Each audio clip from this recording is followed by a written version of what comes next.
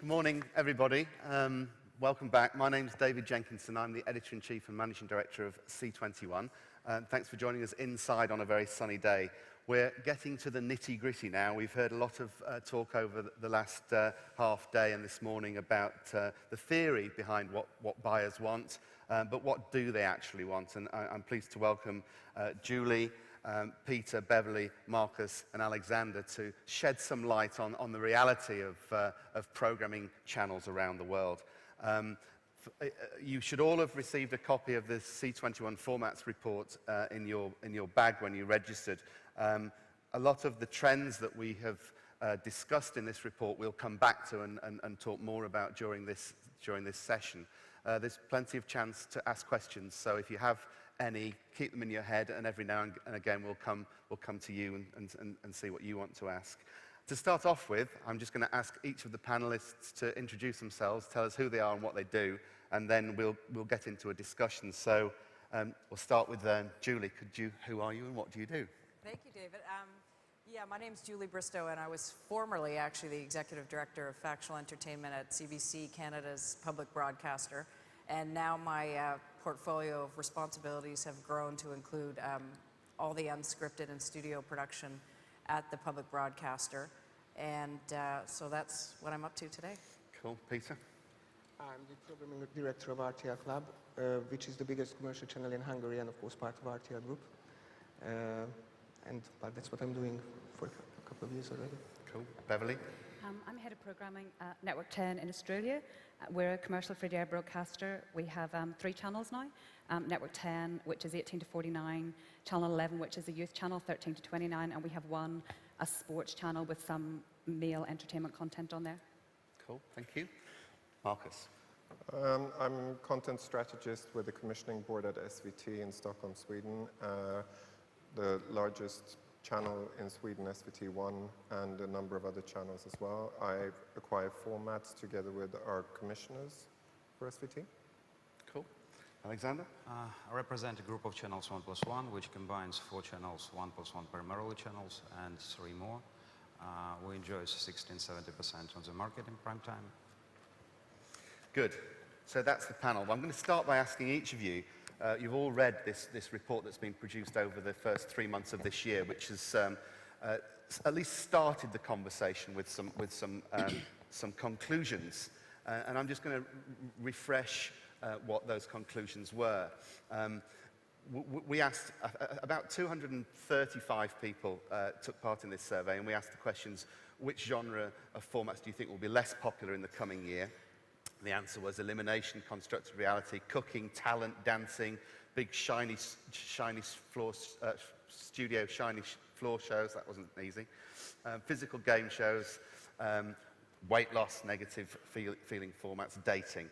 And then we asked which genres do they think would be on the up, and constructive obdocs, expert-led factual, social network related, and less formatted character-driven programming was going to be on the up. So those are the sort of the balance that the survey said. Julie, what do you think?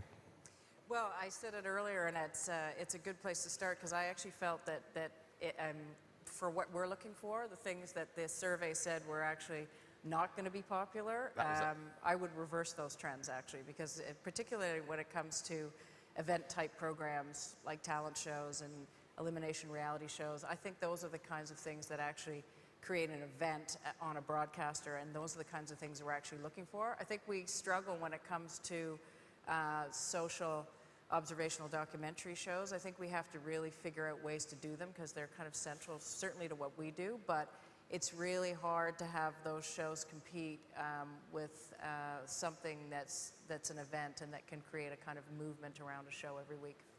So that's in terms of the survey as far as you're concerned. A little bit, yeah, Cool. but it's good to discuss. Good. And in terms of the sorts of, the shiny floor shows, which seem to, for you, working well, what sort of stuff is working, and how is that going to inform your development going forward in that area?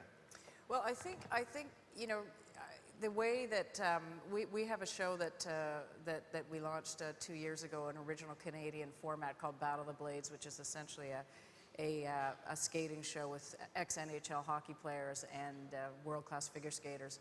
And it's an elimination show, and it's a really big event in the country when it shows on Sunday nights, and it's captured a really good audience for us. And I think some of the principles in the show that we actually there's a lot of participation on the digital platform for people to be engaged in that show, for people to pick the pairs that they're really intrigued with. It taps into the two biggest star systems for us, which really are sports, hockey, and figure skating in our country. And I think from what works about it is it gives that kind of elimination reality show still gives people something to talk about the next day. And it really does become, particularly if you build a viral buzz around it, really does become the modern day water cooler. So I think those kind of attributes are still really important for creating event shows. They're very character driven. I suppose you have to build and feel sympathy for those characters if it's going to be a water cooler moment. Yeah, absolutely. I think that's the other thing, is casting these elimination shows, you know, in such a way that people have, you know, in this case, pairs to follow or characters to follow that really draw them in week after week and become, you know, really important characters in the life of the country for a certain point of time. Cool. Peter, what's on the way up and what's on the way down where you live? Well, I think, you know, it's very much the same as everywhere else in Europe.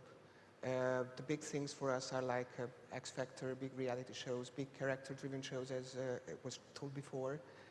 So it's very similar. And but I would say it's also the time when we would like to see the next big thing. So something what is extraordinary or something what you haven't seen before yet. And it's a bit also like about this question, you know, that which will be the genres, what will be big and which will be the ones what will be less interesting. I think we are expecting things, but after that something is coming, hopefully, and the thing will be big, maybe, and then that will be the genre what everybody wants. So it's also driven by something what is really new and good if it comes. Just tell us a little bit about the sort of the market that you operate in. What formats are riding high at the moment? What are the top 3 or 4 formats, and what perhaps is on the wane, do you think? Talent search is definitely the one. You know, X Factor was the first X Factor season last year on RTL Klub, and we had like 53% market share with all the episodes. So it's and above. So it's really the thing in Hungary now. The other thing is we just brought back daily reality after 7 years of hiatus, and it's also doing really well. So these are the main things. Then on the other hand, we do have a daily drama for like 12 years, and this is still the #1 drama of the country. So it's very much like any other markets. Of course, it would be good if we could have like more weekly fictional things as well, but this is something what the market cannot afford at the moment. Okay. Beverley, what's working, what's not working? You've got 3 channels now. That's quite a new thing, isn't it? Perhaps you'd like to start by just giving us a quick snapshot of 10's been there forever, but the 2 new ones have created a bigger challenge for you, I imagine. Absolutely, and all the free-to-air broadcasters now have additional channels, and I think it obviously fragments the audience. So for shows to work in a significant way on the main channel, they need to be big and big event type shows, and I sort of agree with Julie that those big events, we still really need them, and our biggest shows on 10 are still the constructed reality and the elimination style shows. Our biggest show currently is MasterChef Australia. We're going into year 3 shortly, and it was huge for us in years 1 and 2, and we commissioned that to replace Big Brother, which sort of shows that the channel is maturing and our audience are maturing, and we're servicing the younger end of the demo with our new channels. We're looking for more shows in that vein, and later this year we're launching a show called Renovators, which hopefully will do for sort of the design space what MasterChef did for cooking. I think the interesting thing for us in terms of the formats, when we look at something, we want something that is flexible, that we can expand to suit our audience, to suit our schedules, and that sort of thing. So MasterChef is on 6 days a week for 14 weeks in Australia, which is a much bigger order than it is in other markets. So we're looking for more shows like that, I think. Why does it work so well, do you think? I think because what we have learned, and what we probably started with Big Brother a long time ago, is that in the early evening, particularly in Australia, people like habitual viewing, and it's probably the same in many other places. So the fact that it's on 6 nights a week and the casting is strong. You get to know the characters, and it does have that soap opera element that you get to know people. Also, tonally, it's quite a positive show. It's aspirational, and also it does peak in big events, so there are dramatic moments, and we take it overseas and do all sorts of challenges that you wouldn't expect in sort of a straight factual show. So I think for all those reasons, and we're looking, obviously to duplicate that success in other parts of the schedule. How long did you run Big Brother for, and why did you get rid of it in the end? We ran Big Brother for 8 years, and it was hugely successful for many of those years. Towards the end, it was hard to make it different, and the audience in Australia do tire quickly. The fact that Big Brother lasted so long was fantastic, and we had to keep sort of upscaling it every year and making it different, and eventually there's nowhere else for you to go. Also, just due to the multi-channeling, we wanted to grow the upper end of our demo, and it skewed very young, and we wanted to commission a show that would appeal to our 18 to 49 audience, and really Big Brother probably worked for us more 16-39, so that's why. And in the last couple of years also, we have ceased to make Idol and So We Think You Can Dance, just because they came to the end of their natural lives. Right. So the survey said elimination, constructive reality, and cooking, number 1 and 2 as the genres doomed this year. So far, we've got a distinctive no on all 3 counts. I hope that's not going to true. happen. So. Markus, what do you think? What's up and what's down with SVT? Well, judging by that list, I think that's pretty much the stuff that works for us. And it's difficult to just take a show off the air to make place for something new, because the reason you have it there is because it's actually working and the audience likes it. So the risk of moving in a very different direction is very high. For us, we are trying to younger demographic, and we're also trying to broaden the appeal, which means, for instance, that we are trying to sort of move away from the more intellectual type formats and become more about emotions and the physical side, but finding the proper kind of public service ethos in those types of shows is sometimes difficult. So we're trying out some new formats. We did Minute to Win It, for instance, which was successful, but also very debated whether that is something that public service broadcasters should do or not. We also did Young, Dumb and Living Off Mum as a primetime show for the big channel. That worked really well and captured the new demographic. And of course caused the debate about whether public service companies should be doing those types of shows. Do you court that sort of debate? I mean, is that one of the reasons that you do these things in the first place?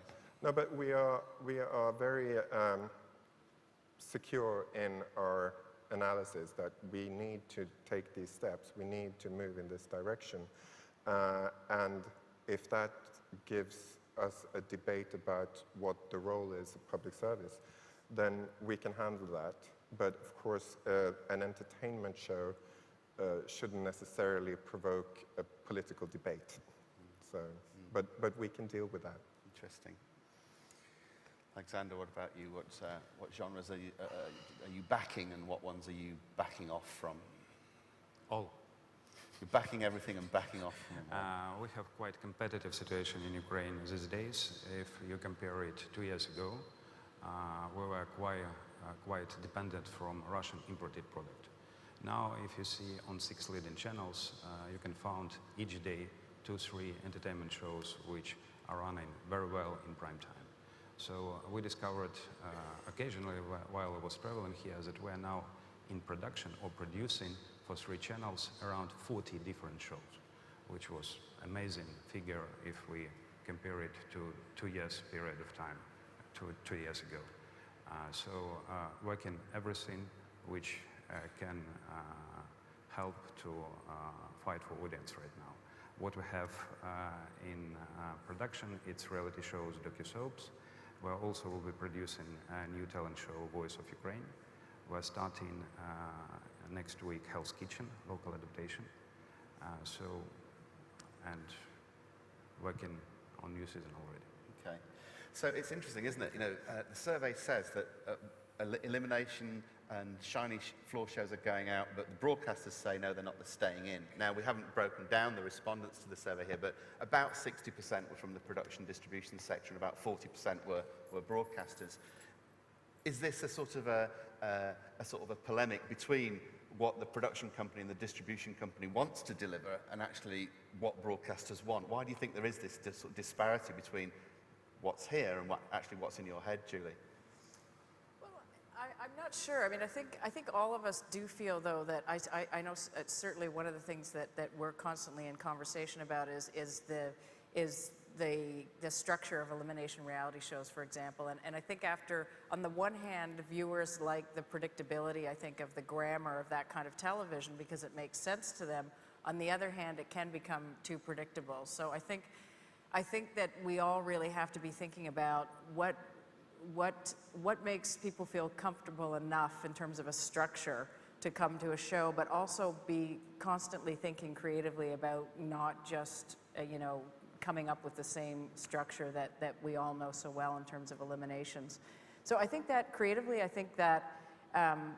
that's a real challenge, and I think it's a good one. And so I like the fact that there is a dichotomy between what people want to produce and what we have on the air, because I think that's really the only way to say, that predictability is good and bad at the same time. But I think that creatively we always have to be thinking about how can we give viewers what they need in terms of understanding the grammar of television, but take it a little bit further. So I think that's an opportunity, the kind of schism that we're seeing in there, to push the creative when it comes to traditional reality formats, and to find ways of telling stories that are still comfortable in the grammar of television, but are also taking these types of shows to a different place. So I think it's a good thing.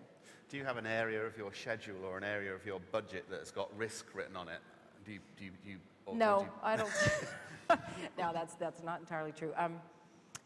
There's not an area, but I think collectively we do have to really be thinking about the types of shows that work, the types of genres that work, the DNA that's associated with those, but always trying to think about what the next iteration is or how to modernize that, because I don't think any of us want to be in positions where we're following a show as it's on its way out. I mean, I think we want to be smartly thinking about, what is it about a certain franchise that works and how is that exportable in some way. So I think that's where the risk has to come, and I think that creatively people have to, the problem is that I don't think any of us really have a lot of opportunity to put things on the air and not have them work, which is really challenging. And I think that, one of the things, I know one of your questions that you asked us to think about, David, was what's wrong with the format business. And, one of the things that I think is really challenging for all of us, but should be compelling, is that sometimes we create a show or a format, original format, or work with a producer to create a format, and it goes on the air maybe before it's completely worked out. And if I was to say there'd be one thing that I'd like to change about the format business, it would be just that, that we get time, and broadcasters don't give us time, we don't even give ourselves time, to actually work something out a little bit more to get to a format that actually could work, because a lot of good ideas go by the wayside very fast just because they haven't been completely worked out. It's almost like the definition of, because formats in itself is now being understood not just by the business but by the audience as well. They almost now they know they're watching a format. And we talked yesterday about the fact that Channel 4 in the UK, which has been responsible for a lot of formats development, has now specifically said it wants no more formats. Do you think there's a problem, Markus, with the very definition of formats, and is it restrictive when you're thinking about your schedule or you're receiving pitches from the business? Is formats as a thing in itself becoming tired, or is it still robust? I think you need to have the predictability that a format actually gives you for certain parts of the schedule. The audience likes it, and you perhaps tire more quickly of it than the audience does. So I don't see that format per se will go out of fashion. But at the same time, a challenge for the format industry is that now everything is being labeled a format, and a lot of the sort of development within reality and observational documentaries are labeled formats, and you as a broadcaster, you ask, what exactly are we buying? Are we only buying the right to use the brand that it has been produced somewhere else before? And that is something that we're very aware of, and our legal department is concerned about in some cases. That how do you, where do you draw the line? Okay.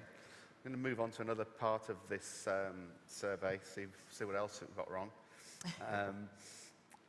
Beverley, when asked what the biggest threat to the business was, the survey said lower fees from broadcasters.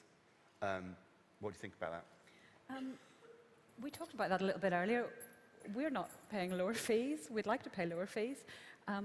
I think that's probably something that's always a conflict between production companies and the broadcasters. Obviously, we have threats to our business and difficulties with our business in terms of advertising revenue. We have more channels. There's the same amount of advertising revenue that there always has been. We need to populate all of those channels with content. So we do want to find cost-effective ways to make engaging television, and I think we need to work with the production community to be able to do that.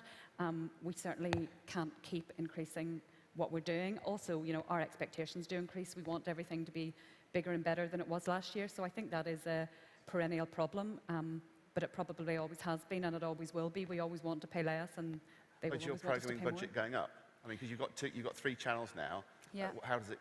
What do you spend on programming, and how does it compare to last year? Sort of ballpark. We're obviously spending more on content than we did last year. We have 3 channels at the minute. This time last year we had 2 channels. We are spending domestically across all of the channels, and we're also trying to utilize our acquisition pool more effectively so that we can spend money on domestic content. So we are spending more than we have done. We also, obviously, we're trying to utilize the content that we have more effectively and integrate our clients more, and so that we can obviously extract more money from them. So what's your budget for MasterChef? That would be commercially sensitive. Okay. Lots. Peter, what about this sort of this balance between license fees going up or down? Are you spending as much money at the moment, less money, or are you doing deals in a different way? Yeah, you know, first of all, of course, after the crisis, it's even more difficult, but production prices in Eastern Europe has always been a big issue. So we could always afford much less to spend on productions than in Western Europe. And, you know, sometimes I had discussions with format distributors when they wanted to define the format fee in the percentage of the production budget, and then when they learned the production budget, they said, oh no, I just want a flat fee and a percentage, because if we come from the percentage, it's really very low. We are very much used to produce, I think, really high quality on very, very low prices compared to Western European prices. And obviously, after the crisis, it's even more difficult, so we still have to be very cost conscious. Revenues are still quite down in all over Eastern and Central Europe. It's not, Hungary is not the worst in this, and with the decrease, but we also had quite a decrease in the last couple of years. And practically daytime is something where you don't do any kind of format. You only have acquired staff, but you really concentrate on prime time, because that's the only part where you can really spend, and on high seasons. So we still have like a very silent summer month in television in Hungary. Yeah. Alexander? We decreased, I believe, this year budget for acquisition like 30%, but instead 30% less this year for acquisitions but format. it's mainly not for formats. Acquisition of already made product, right. finished product, mainly for major studios. But instead, we increased for same level or even more higher for local production.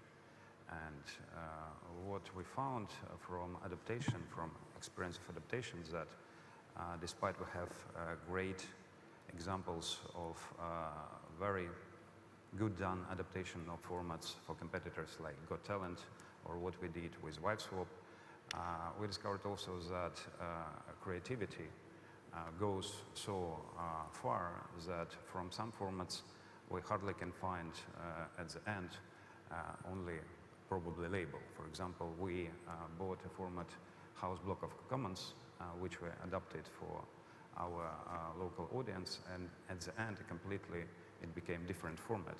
So format owners at the end asked us whether we would be able to sell this format to them.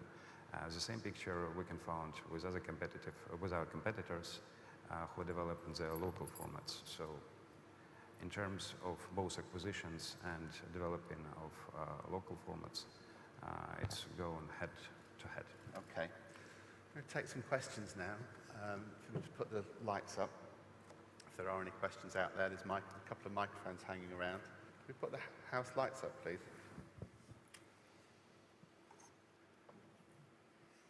Has anyone got a question? You put your hands up if you do. I know it's early on a Sunday. Can't really see. Does anyone have a question? No questions at all so far? Okay, there's just one at the back up there. Yeah, the chap over there.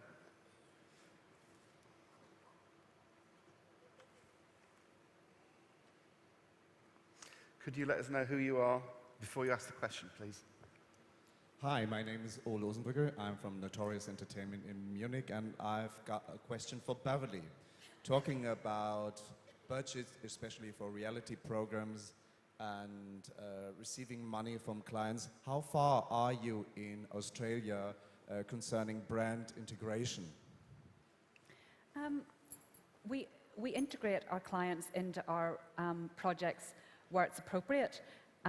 MasterChef, for example, is the sort of show that you can have editorially justified integration because we obviously need products, we need food and all that sort of thing. So where we can do it, that it makes sense to the audience and it makes sense to the client, we do it. It's more integration at this point than brand-funded content in prime time. We do have fully brand-funded content in our off-peak schedule, but not in our primetime schedule. And there is an increasing demand for it from our clients. So obviously, we want to be able to service that without affecting the quality of what we're putting on air. What's the relationship with branded entertainment with the rest of you? Markus, do you get involved at all? Is the government happy with that? No, We can't. You can't, Julie? We actually do quite a bit of it, and it's interesting because of course we're a public broadcaster, but we're a bit of a hybrid model in that about half of our money comes from government appropriation, about half from advertising and sponsorship dollars. So we've really tried to create what I consider best-in-class integration for sponsors in most of our factual programming. We've got the ability, because we're producing locally, to put brands into most of our shows as elegantly as possible. And we're just going into our 6th season of Dragon's Den, which is a Japanese format, and we adapted it for the Canadian marketplace. And it's a very easy vehicle to actually integrate different sponsors in, particularly in the tailored opening. So we see the factual shows, the factual and the reality shows, as real opportunity for that type of revenue, and we try and accomplish very, very elegant product integration in most of them.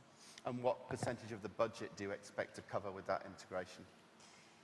Well, it varies, but I can say that we have some shows that have very big margins on them in terms of revenue sort of outstripping the production costs, and then some others. It's kind of it really depends on the show and how much the budget is, but there's been a lot of growth in the revenue associated with the factual programs in the last 5 years, and I still think there's more.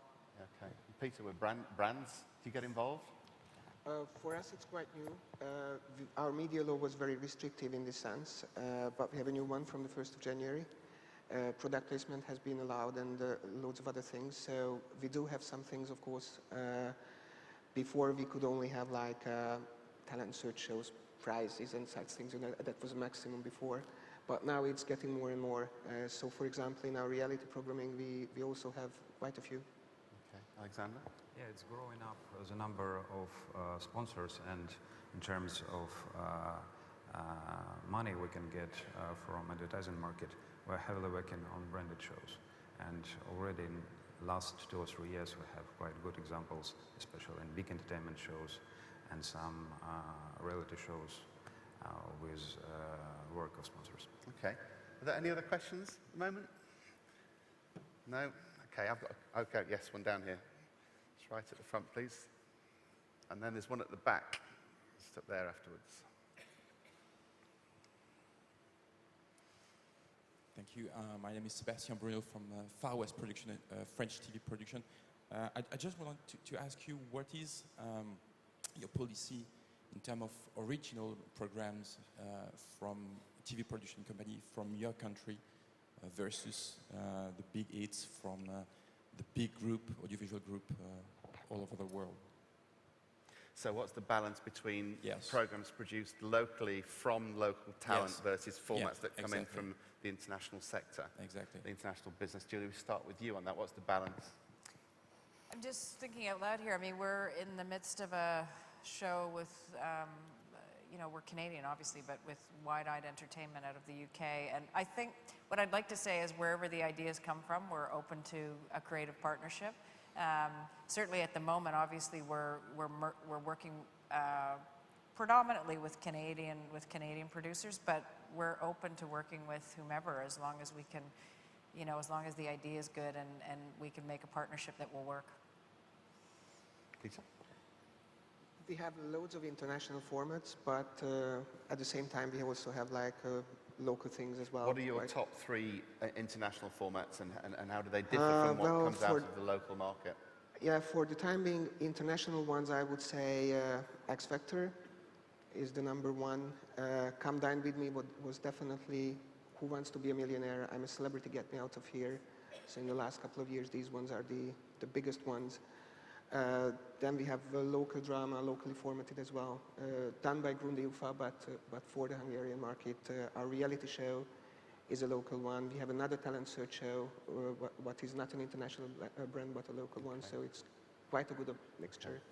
And Beverley, I imagine a lot of your schedule is taken up with MasterChef. Have you got room for anything else? Yeah, absolutely.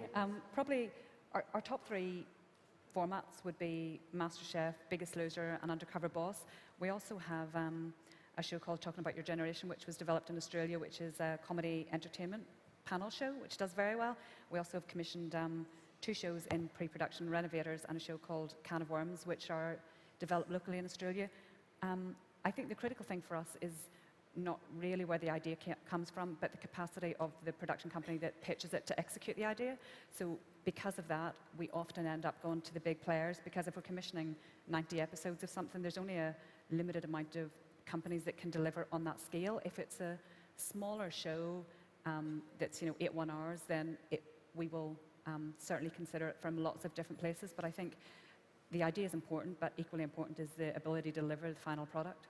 Let's talk a little bit more about development and what's coming up and what you think will be big over the next 12 months. I imagine that the stuff that's on air is doing well at the moment. You know, you've got the, you're doing well on skates and you're doing well in the kitchen. But what's actually going to be coming down the line? Markus, you've just been planning ahead for 2012 now. What's your sort of strategic thinking in terms of what sort of programming is going to be working a year from now? I think we see pretty much a continuation of the type of shows that we have already. There's nothing that I can see that is a brand new type of show that we feel we need, but we need to keep working on our weekend schedule, where we have Fridays, Saturdays, and Sundays now as family entertainment and 8 o'clock. And a number of those shows are going to have to be replaced at some point, but it's a very, very long development to end up with a show that actually, beforehand will work well. We launched Are You Smarter Than a Fifth Grader a couple of weeks ago, which works much better than we hoped it would. We launched Minute to Win It. We have Eternal Glory, the Belgian format that's running at the moment, which has moved into one of these slots. So there's a number of shows there that could be renewed and some that we feel we might have to look at again. But I think that's our main focus within the entertainment area. In terms of factual entertainment, our biggest challenge is finding good factual entertainment formats that work on a full hour, because we don't have commercial hours, we have 60 minutes. And it might sound like a detail, but it takes a lot of effort to change something into that last 15 minutes and get it to work. So 60-minute factual entertainment formats is a field we're looking for. Okay. Alexander. We're developing now a very interesting format from Armoza, Connected. We just have Ralph editing episode of that, and we're very amazed about the interesting things which we discovered. We never believed that it can happen like that, but we see that this type of format can be a very interesting opportunity. Also, we'll be developing for summer and new season magicians, as I told, Hell's Kitchen and Voice Off. But we're also very keen to develop factual entertainment and reconstructed realities, which we believe can work very well on our market, especially as it is in new openings. Beverley, how many seasons do you expect MasterChef to be so strong, and what do you develop in the background to replace it when it goes? What happens after MasterChef? Well, we hope we've got a lot more years in it. I think the thing for us is that a lot of our shows are sort of early in their cycle. Probably in the last 24 months, we've seen the end of Big Brother and Australian Idol and So You Think You Can Dance. So we've been replenishing our schedule recently anyway. It's something like Biggest Losers in year 6, but still gone very strong. I think for us, the factual entertainment shows have generally at least 6 years in them, possibly more if we're clever and we twist them and turn them a little bit. Not so much the audience don't like it, but enough that they have something to come back to every year. But in terms of the big entertainment pieces, they seem to last less long now. And I think there will always be room on, on Australian TV for big family entertainment shows. Some of the others do more game shows. We're probably more in the straight entertainment space. So probably we're looking for those sorts of shows, and most likely because they seem to, at the minute, only have 3 to 4 years in them for us. So it's different for every show, but I think hopefully MasterChef has at least 6 or 7 years in it. What happens if you create a hybrid from MasterChef and extend the franchise? How do you take an ownership stake in that? I mean, do you say, okay, we want to do this with it, spin it off, but we actually want a piece of it? Do you get into that sort of area of problem? Yeah, we've had Celebrity MasterChef in year 1, and we've just we had Junior in year 2, which was hugely successful, and obviously it's a format, and the spin-offs of the format are also part of the format. So in terms of the business side of it, it is what it is. But if we can extend the brand without exhausting the brand, that's something that's incredibly valuable to us in our schedule. So we obviously want to do that, and we'll go again with a spin-off of MasterChef this year. Okay. Peter, what comes next for you? What's the next big thing on your channels? Well, it's this year is a very special year for us, because this is the first time when we could do like 2 talent search shows in a year. In Hungary, in the last years, it was like very much focusing on the autumn season as the main commercial season, and only smaller things we had in the spring season. Practically no Saturday event programming. And what we just changed, that we put 2 talent search shows. So X Factor we have in the autumn, as we used to have last year as well. But we have another one in the spring season, just started yesterday. So I hope it's a big thing, but I don't know yet. Actually it's in 3rd season, and it was very successful before. So that's one of the things. And since we are just back in the daily reality, unlike Australia, we are just starting going back after 7 years. I think it will stay for a couple of years yet. So, but I think besides of these ones, we will have some weekly realities. Definitely, this is also something what is very attractive to the audience, and maybe some kind of weekly event type of game shows as well. So, in Hungary, it was very much like a strip daily format. For example, Who Wants to Be a Millionaire in Hungary? It was a strip daily thing. On our competitors' channel, the £1 Million Drop, the Money Drop was also a daily one. Deal or No Deal was also a daily one. I think it might come that these things, or some of these shows, are not that attractive for daily audiences already, but still very much attractive for primetime slots once a week. Okay. And Julie, in terms of your development, how many new slots are you looking to fill, and how many formats do you have on the table at the moment? What will come next on your channel?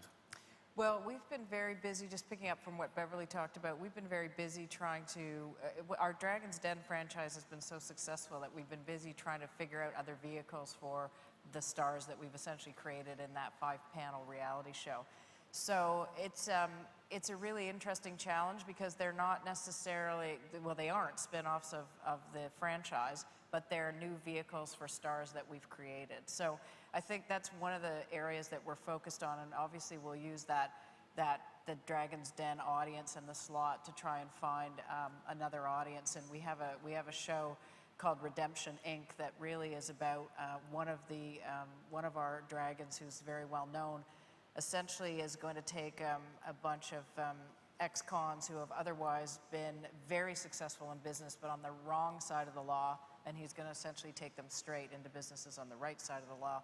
And we have high hopes for this because it really is a story of redemption. It'll be polarizing, I'm sure, but that will be good, I think. And so we've got probably half a dozen other ideas for the personalities that we've built in that franchise. So that's the way we're looking at that bit of it. And then just another area of real interest to me, and I can't exactly tell you what's going to come out of it, but we've spent a lot of time, and we're spending a lot of time thinking about the performing art genre, which essentially worldwide is, not really bringing in any audiences. And yet, for a public broadcaster, it's really critical that we continue to cover arts and culture in a way that's popular and in a way that people actually want to watch it on TV. So it's a real challenge. We've been busy kind of reinventing the award show format in our own country and trying to find ways of popularizing performing arts. And it's a challenge because when you've got, what we talked about here, and we've got these big shiny floor shows and these juggernaut talent shows, to try and put something up which might be a little less shiny but a little more performing arts it's a good challenge creatively, and we're working on that as well. Okay. Now, there was a question at the back earlier.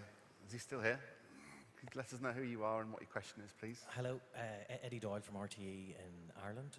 It's a question that's in part been answered by the previous answers. Going back to the C21 survey, there's a question about which new format has been the most groundbreaking in the last 12 months. There's a list there of about £10 million drop on board every minute.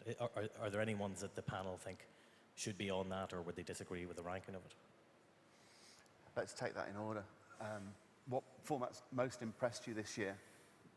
Not of your own or of your own? Connected, but what also interesting to mention, we're also trying to adapt not only entertainment formats, but some scripted series. We're developing now quite two very interesting for us series. One is Shameless, and another one is Canadian Sophie, which we believe can work for our audience because it's like fresh air, very new for us. So we have great expectations about scripted formats also. And where are you looking for those scripted formats? Is there an area of the world that you find most sort of productive or interesting to source ideas from? We're trying to find something which never have been adopted in our territories. If it's Shameless, it's very different from what we have seen before, because it combines different types of genres. It's have very special spirit. If it is about Sophie, it's a combination of dramedy, very funny from one side, but with a very good storyline. So very strong story, fresh. Markus, what have been your favourite shows out there from the last year, and why? I think the most exciting new thing that I've seen is not necessarily a format, but rather a way of dealing with it. It's TV Lab from Ned3. I think that is moving in a direction where you find a way of communicating with the audience in a completely new way. You focus on creativity, you involve people in actually finding new titles that then can be used in the schedule. At the same time, I think it's a very ambitious way of doing things, and it's difficult for a mainstream channel to find that area to do it in. But I think that would probably be something that I've spent a lot of time thinking about. TV Lab. How many people know what TV Lab is? Quite a few. And how many knows about Connected? How many know about Connected? About the same, so about like About the 15%. So do you want to just explain a little bit about what TV Lab is? TV Lab, inviting local producers and in the international communities to submit pilots of new ideas that you then show during a set time, and NED3 does it over 1 week. And you interact using all the social media to find out what the audience thinks about these shows and involve the audience in actually sort of selecting which of these you will commission for full series. And I think that the TV Lab as a format is actually going international. It started at NED3, and now I think there are several different international broadcasters on board to roll that out. And Roke Lips, who runs the project, is on later on today talking about how that development's going, something quite interesting. Beverley, which shows have impressed you, which formats have impressed you that might not have been on that top 10? Well, there was one thing on the top 10 that when I looked at it, I thought that's odd, it doesn't really belong there. And then when I thought about it, was Glee. And it's a show that we get through our, we have a relationship with Fox, so it is one of ours, but we don't make it, obviously. And I think it actually, I like it on the list because it is brave, and for us to have a drama that we can play early evening that's genuinely different and original is something that we haven't seen for a long time. We get so much procedural and all those sorts of shows that do really well for us. I think to get a show like that to work, and for it to be funny and for it to be imaginative, and it is actually formatable and you could make it in other places. So I think for that reason, I think I quite like seeing that on the list, and I really enjoyed the show. Yeah. Peter? I really liked Undercover Boss, for example. It was really one of my favorites. I think that was on the list. I think it was on the list, yeah. Actually, I was amazed of the success of The Voice of Holland, telling you the truth, because I really didn't think after all the different kinds of talent search shows, especially in the Netherlands, that such a thing can come out and can be so big.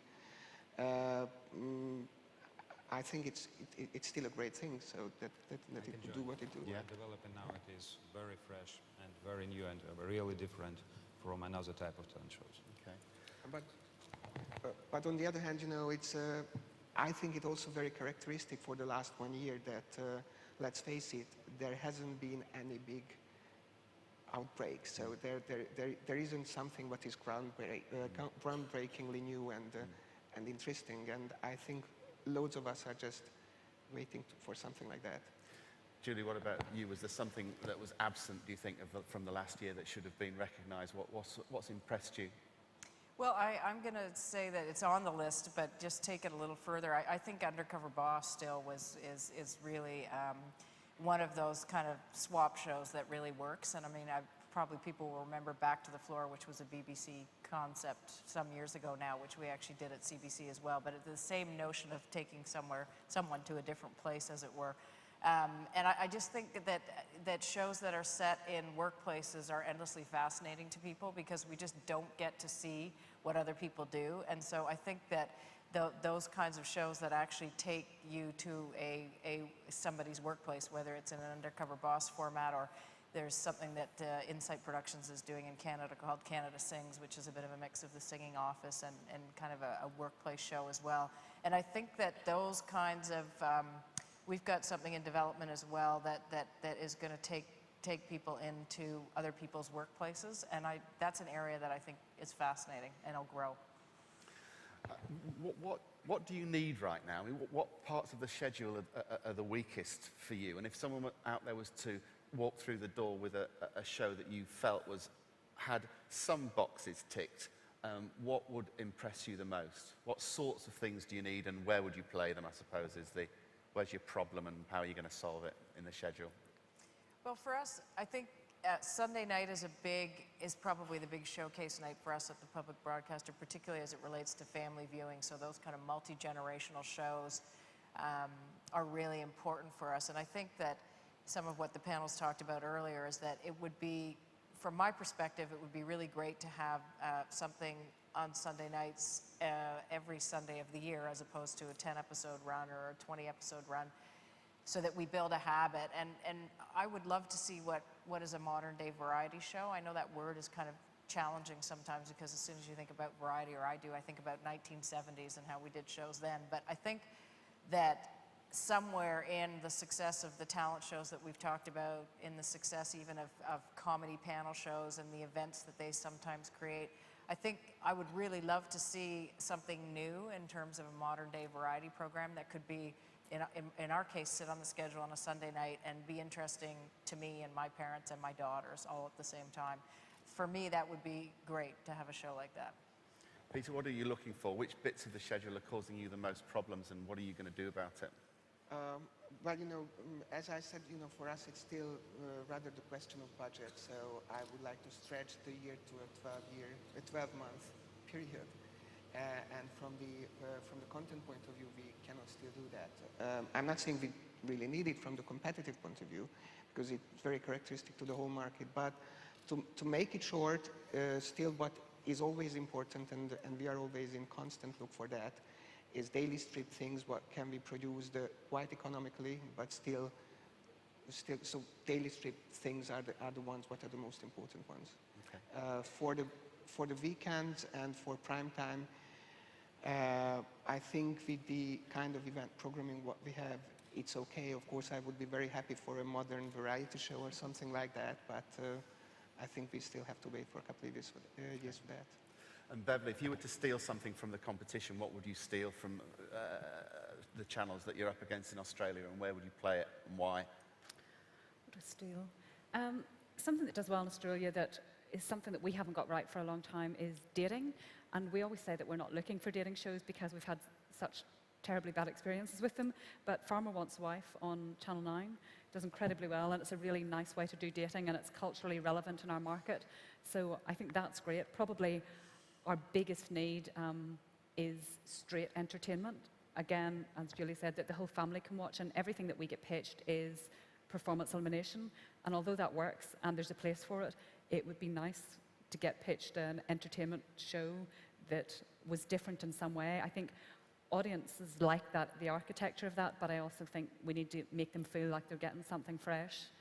Sort of it's catch-22, that you're giving them something that they want, but spinning it in a different way. So I don't think there's nothing that I would obviously steal in that space, but that's probably what our biggest requirement would be. And if you could find one thing at MIP, what would it be? It would be an entertainment show that didn't have 3 judges and somebody if singing. There was something out there that was typical of what that show would be like, what's the closest to it? Probably some spin or new version of something like Thank God It's Friday or Saturday Night Takeaway, or some of that sort of show, which is really what Julie's talking about, which is some new way to do variety without using that word, but it's still entertainment and performance and family viewing that can play early evening and that will be talked about. And I think that's what we're missing in our schedule. We've really probably nailed the fact-dense space, but we're missing a big, shiny sort of watercolour entertainment show. And they're on other channels, but they're tiring or they're not. I think the market would be ready for something new. Okay. Markus, I sort of put the same question for you. Where are the sort of the weak points in the schedule at the moment, and what are you going to do about them? Is there strategically a new approach to programming going forward, or problems that you've got with the schedule, and what would fill that gap? I think one area that we've been looking at for several years now is the fact that we have Antiques Roadshow on in the spring for 10 or 12 weeks. It's been on since early 90s, and it's, I would say, almost impossible to find something in the autumn schedule that has the same effect, that gets huge audiences and gets, a lot of credibility and talked about and appreciated, etc. So I think that would be one of our main areas have been to find that show. And if you were going to take something from the competition, what would you pinch? I'm very jealous of TV4's adaptation of Best Singers with Mastiff. I think that had a lot of qualities that we were looking for. It's very different to the original version, but they did a really, really good job. Very inspired by several of our shows, of course. But Alexander, same question to you. We'll steal Got Talent, and Got Talent. That's Got Talent. Because we have a problem with Got Talent.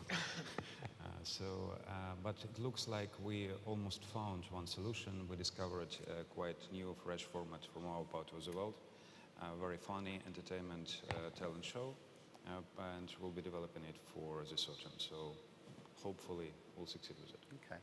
Are there any questions? First of all, we'll go to the gentleman there, please, and then the gentleman here, and then there's a lady over there. Eugene Wolf, CATV Israel. Everybody is speaking about primetime formats. Is there any place for smart budget access prime formats in one of these channels? Any takers on that? Yeah, I think, yes, I think so. I mean, I think there's some great formats that certainly that we've looked at and optioned even for daytime and access prime. I think particularly in our case when it comes to the possibility to take a format, marry it with a sponsor, then the sort of license fee to the network is lower, or it looks lower in the financial arrangement that you can create there. So I think that, I know we've spent a lot of time talking about prime time, but that's just, I think, because that's where the biggest audiences are. But from my perspective, I think there's other places on the channel for formats that's even daytime formats or early prime. Or even weekend Could you programming? start that question again? We didn't quite hear the beginning. It's on.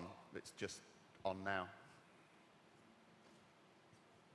Yes, I mean, access prime weekend programming, which can bring really smart budget formats. Is there any place, let's say in Canada or in Australia? So the question is, are you developing access prime time, I think? Yeah, we are. Weekends not really, because it kind of belongs to our sports coverage almost exclusively on the weekends. So, but access prime, yeah. Beverley, what's happening in access prime for you? Yeah, if it's the right sort of show and the price point is right, it's something that we'll consider. We have a strong daytime and access prime. Access prime for us is news, basically. And before that, we would consider formats for sort of late afternoon or weekends, if it's the right sort of show and the price is right. But really, we're going to spend most of our domestic dollars in prime time, and what we can do with acquisition during the day, we will do that so that we can afford to invest the dollars in prime time. So really, it's all about the budget. What's working there now? We have Ready Steady Cook, which has been on for a long time and does really well. It's cost effective and it rates, and it's a place to grow talent and that sort of thing. We have some domestic shows, but the things that you would expect, like a morning show and news, the things that do really well for us are Oprah, Boat and Beautiful, same as everywhere. Cool. Now, where were those other questions? There's one just down here.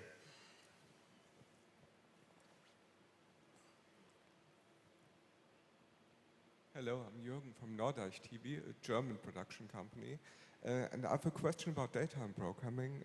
I'm a producer of two shows, which I don't know if you know the genre scripted reality.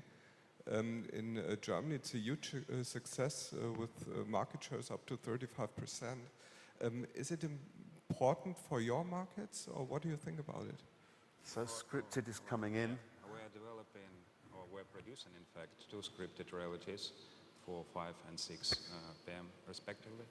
One of them, which we bought, Family Dramas, I believe, original name from Germany, in fact, and we'll be developing more of such type of shows. It really goes well. Markus, what about scripted formats for you? Have you had any success, and are you thinking about them? Scripted formats is something that we haven't done for a long time. In terms of the scripted reality from Germany, we are aware of and have seen a lot of the shows. Since we don't produce for daytime, it is something we have talked about.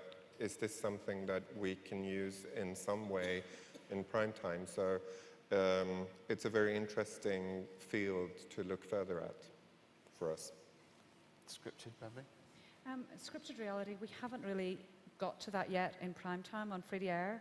And also we have quota obligations in terms of where the scripted content can come from and who's got to write it and how much has to be actually written. So it's sort of it's a very complicated area for us, but I'd say that we will probably go there at some point in the next 12 months. I'm sure somebody will. Peter, have you been in that area? I think the ones what are on air in Germany are very interesting ones, really. We were really looking at that. But the thing is that those ones are daytime formats for the German market. And for us, it would be primetime prices. So it's the question of budgets, because and it's not something what you could schedule at 7 o'clock in the evening.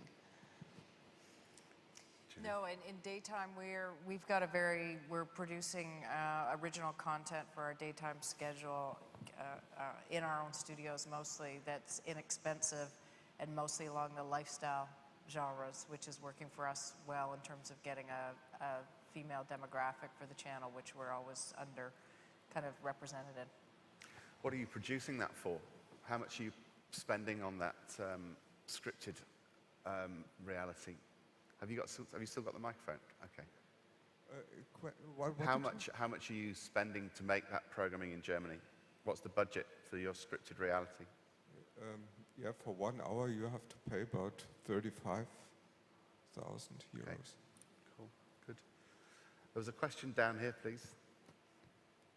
And then there's a question over there. Hi, it's Salma Tarailic, All3 Media International.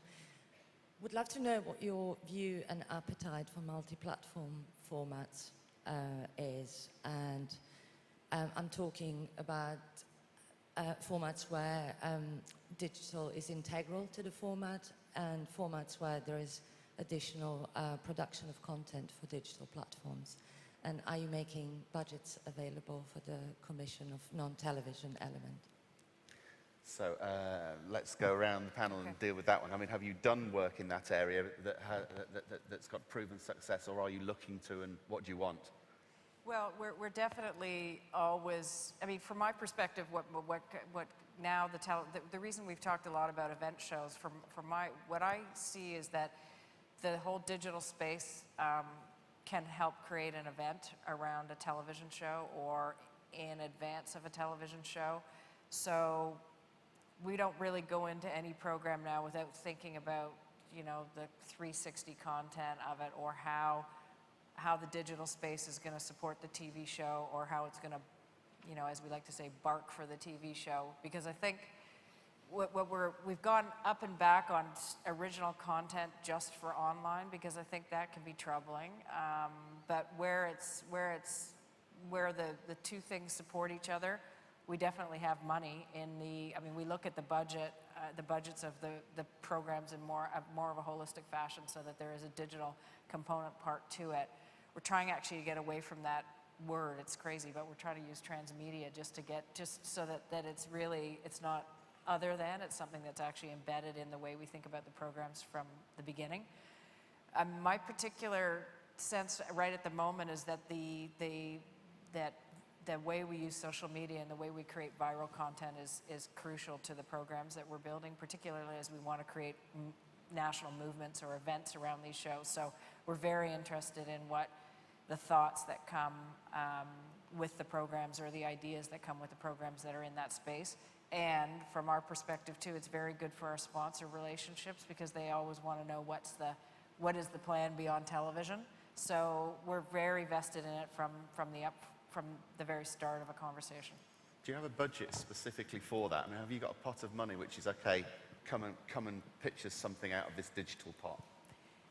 We try not to separate it. We've gone through these different iterations of having separate budgets and separate silos for the digital content, but we try and look at it as programming, and that includes everything. But there is money, yes. Okay.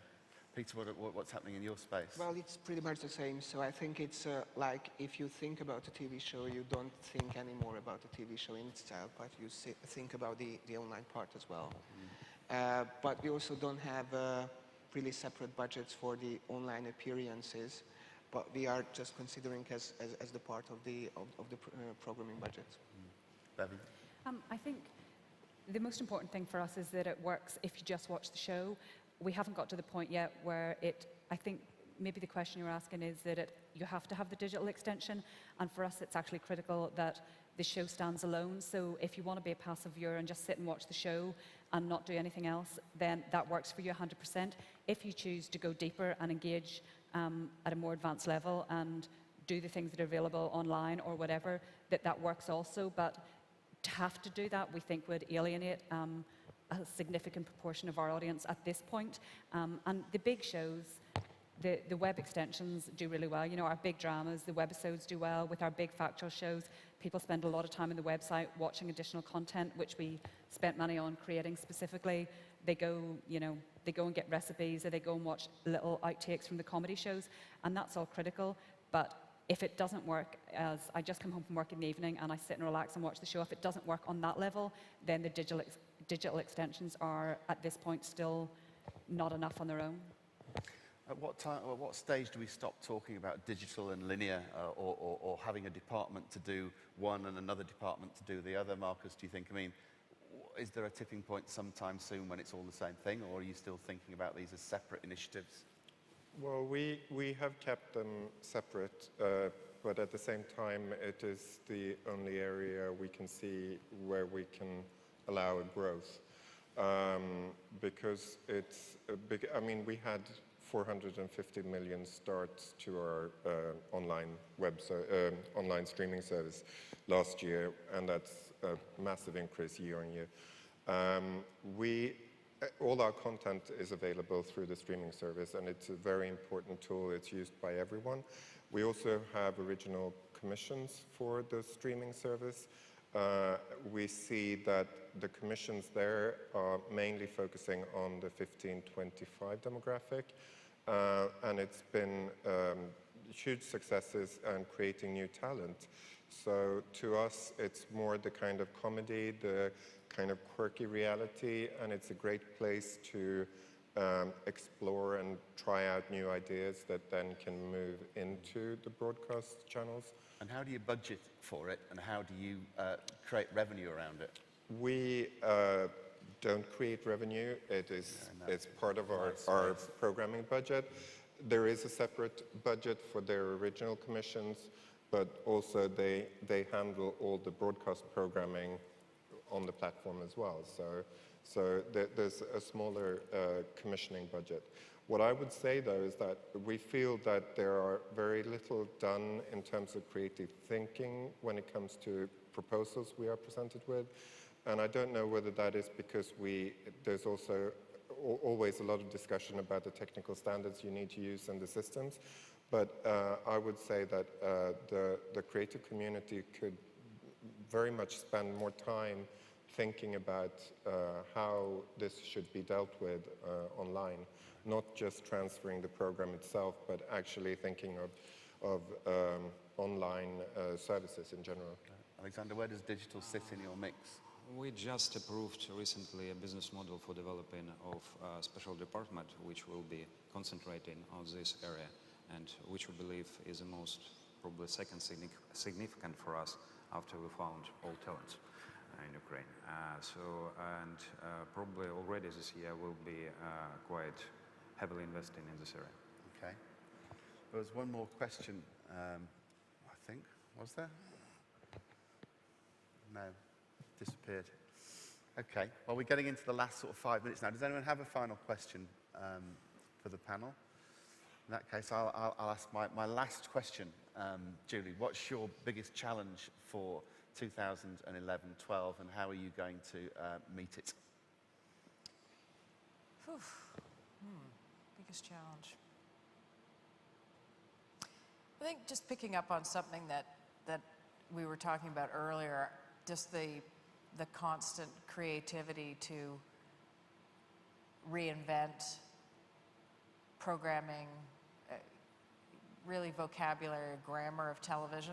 I think that we, as producers and broadcasters, I think the more we can work together on figuring out ways of capitalizing on some of the successes we have had and taking that forward to different creative places, I think is the ongoing challenge. And I think that one of the ways we can do that is also by looking at the sort of hybridization between genres, because I think sometimes that's where the most interesting creative concepts come from. And I think that that what's an ongoing challenge to all of us is to creatively is just to feel inspired about things that are new and that can also be successful at the same time, because it's, you know, the television universe is so competitive now that unfortunately, and it plays into what I said earlier, sometimes with really great ideas, we only get one kick at the can and then they've gone away, which is unfortunate. So it would be fun to have a department somewhere that actually resurrects the ideas that were super close, but they just didn't quite get there, especially in terms of formats, because I think that getting a format right is really critical. The simpler it is, the better, as always. And so I think the challenge is just to push ourselves collectively, creatively, to capitalize on the success we've had, but find new and interesting ways of making television. Peter, same question. What do you have to do and what's getting in your way? You know, Hungary is a country of 10 million people with more than 90 Hungarian-speaking channels. So the fragmentation is really strong in the market, and of course it will be. So it's always a big challenge for a big channel like us to maintain its position. And of course to increase local productions wherever it's possible throughout the schedule, with not definitely so rapidly increasing programming budgets. So that's the biggest challenge of the next 2 years, I think. Beverley?